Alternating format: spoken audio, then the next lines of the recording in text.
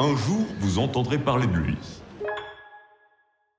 C'est le premier dessin animé que je fais avec des dialogues et donc contrairement à mes autres films où il y avait vraiment de l'action, voilà, c'était un peu plus cartoon, je dirais. Enfin, peut-être pas l'illusionniste, mais en tout cas les triplettes, voilà, donc il y avait de l'action et des éléments qui nécessitaient pas forcément de la référence.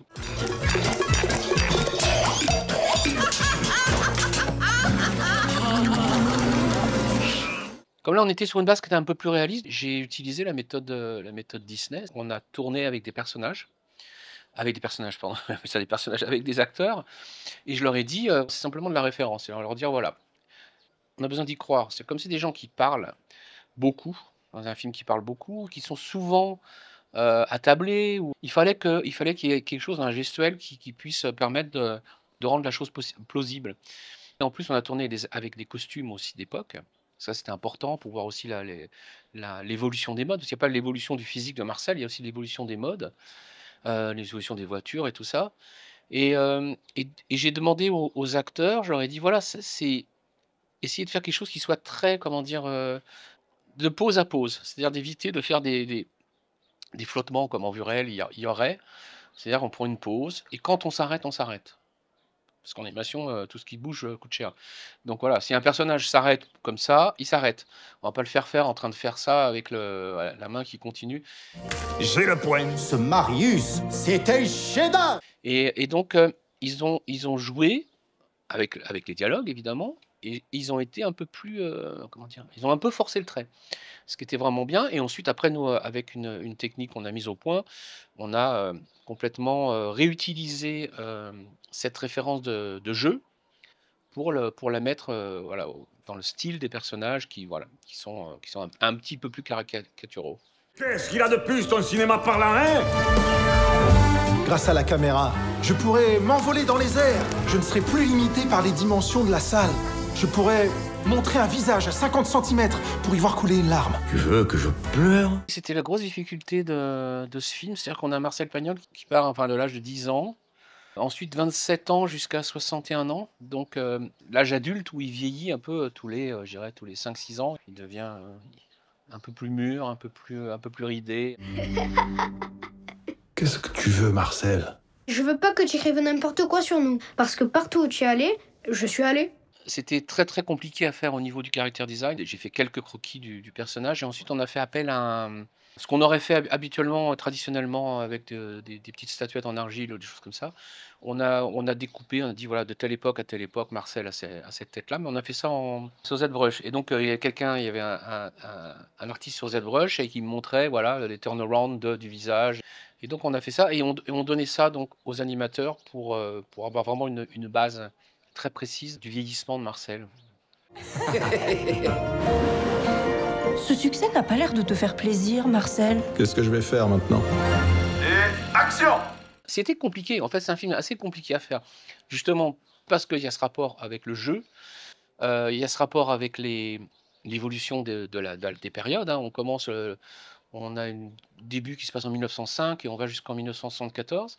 Il fallait qu'on sente l'évolution, voilà, l'évolution de la ville, avec les voitures. Les voitures ont évolué énormément. Mais les modes aussi, c'est terrible, hein, c'est à dire, mais même les modes masculines, tous les 5 ans, il y avait une mode différente, hein.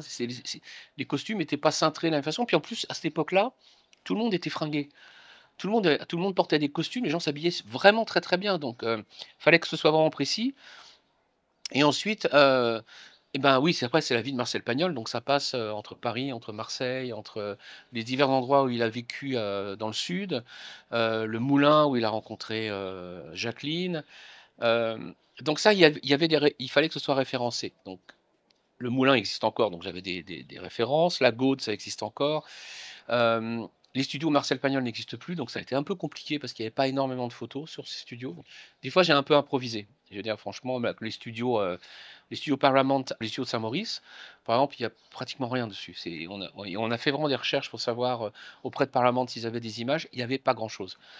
Là-dessus, on a improvisé et par contre, il y a des choses comme l'appartement de Marcel Pagnol où on passe, comme, tout le début du film et ben ça, je l'ai visité et heureusement, à ce moment-là, quand on l'a visité, on a pris des petites vidéos, des photos partout, partout parce que malheureusement, il a été vendu et donc il appartient plus à la famille et il a été complètement transformé. Mais par exemple, la pièce, le bureau de Marcel Pagnol, c'est le bureau de Marcel Pagnol tel qu'on l'a visité et qui avait été inchangé depuis sa mort. Parce qu'à l'époque, il y a sa femme, Jacqueline Pagnol, qui habitait encore là, et elle n'avait rien changé.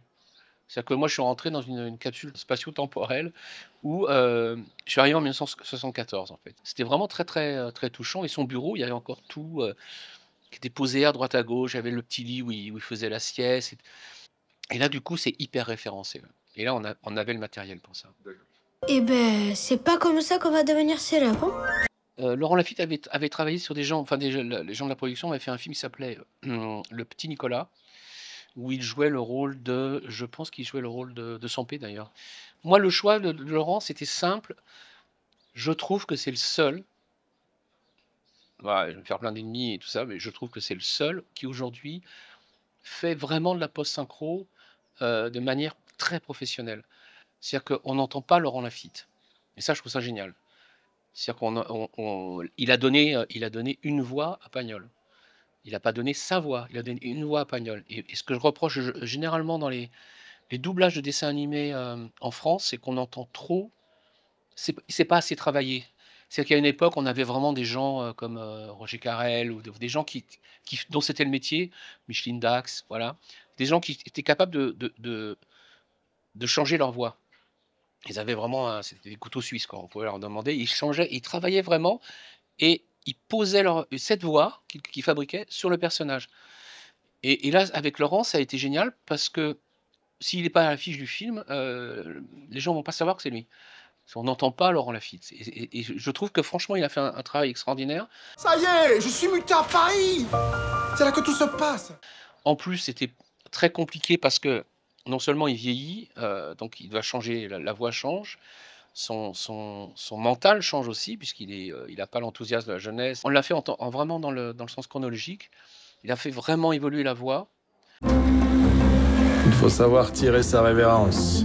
Ah non, il est hors de question que vous arrêtiez d'écrire. Ça, c'était super. Et le gros truc, c'était l'accent. Et là, on s'est dit, oulala, on va se faire taper sur les doigts parce que les Marseillais, tous les autres Marseillais sont des Marseillais. Tous les voix de Marseillais sont tous des Marseillais. Mais là, comme on voulait Laurent, Laurent a dit, moi, je peux faire l'accent marseillais, mais il me faut un coach, il faut un Marseillais dans la pièce pour me dire si c'est bien ou pas bien. Et donc, on avait un coach qui avait fait des voix aussi à Marseille sur le film. Et il était simplement là pour dire à Laurent, bah, écoute, parfait, c'est super, il n'y a pas de problème. De temps en temps, tiens, nous, on ferait une petite contraction avec ça et ça. Du coup, son accent est très... parce qu'il le perd aussi. Non seulement il vieillit, il le perd, enfin, c'est assez subtil, mais je trouve qu'il a fait vraiment un boulot génial et c'est un vrai... c'est vraiment un grand professionnel.